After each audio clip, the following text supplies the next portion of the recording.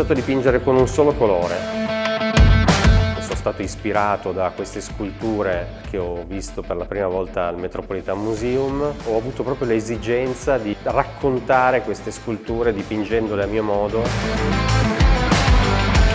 Sono andato in studio e ho cambiato tutto. Cioè, mentre prima dipingevo appunto con tutti i colori della tavolozza, ho dipinto solo col blu.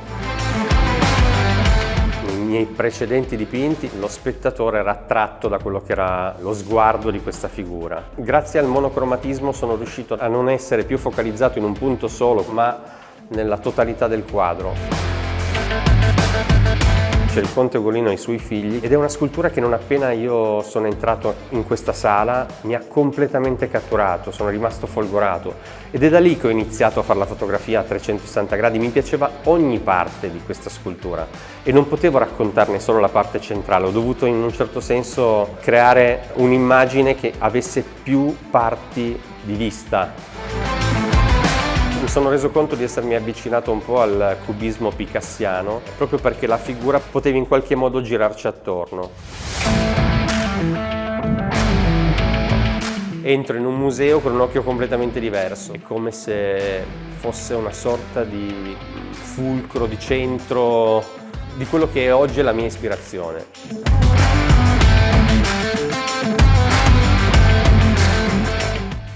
Non scelgo la scultura o il soggetto che voglio dipingere in modo casuale. Sono sculture che in qualche modo mi stanno emozionando, che io voglio di raccontare. È una cosa nata più dalla mia passione per l'arte rinascimentale, per l'arte antica.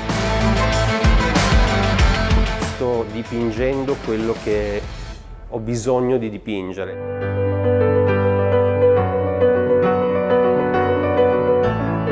Io sono un pittore autodidatta, da quando ho scoperto di essere un pittore non ho mai smesso di dipingere e ho cercato di imparare il più possibile lavorando, dipingendo. Sono uno di quegli artisti che si chiude in studio dalle 7 di mattina e dipinge anche 10 ore al giorno.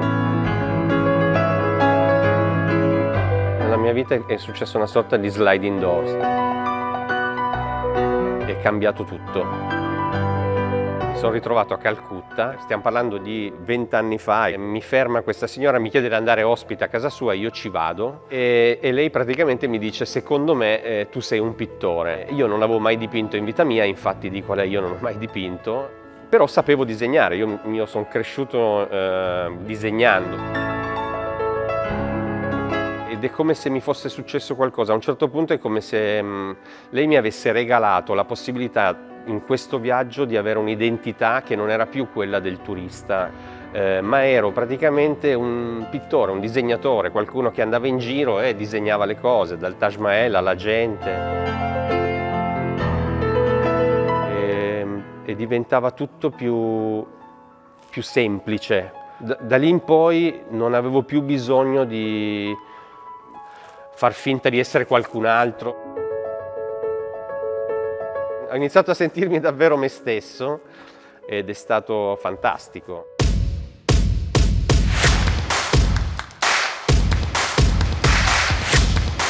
La grande soddisfazione di essere rappresentato nelle fiere più importanti del mondo ed essere rappresentato da gallerie negli Stati Uniti anziché in Europa, ovviamente mi riempie di orgoglio ed è una soddisfazione infinita.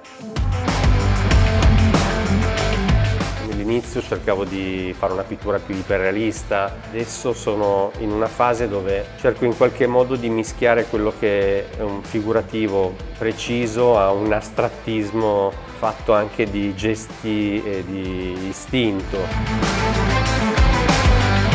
Devo comunque sporcarlo, devo prendere il colore e trascinarlo, devo tirargli delle secchiate di vernice, devo schizzarlo, devo in qualche modo trasformarlo, devo vivere anche un momento più istintivo. E negli anni mi sono accorto di aver proprio bisogno di questi pochi secondi di follia o di atto poetico. Amo dipingere su tele gigantesche, il problema mio è che non vorrei mai pormi dei limiti E per me è un po' come per un alpinista trovarsi davanti a una montagna, cioè quando ho davanti questa tela gigantesca bianca mi emoziono e non vedo l'ora di iniziare.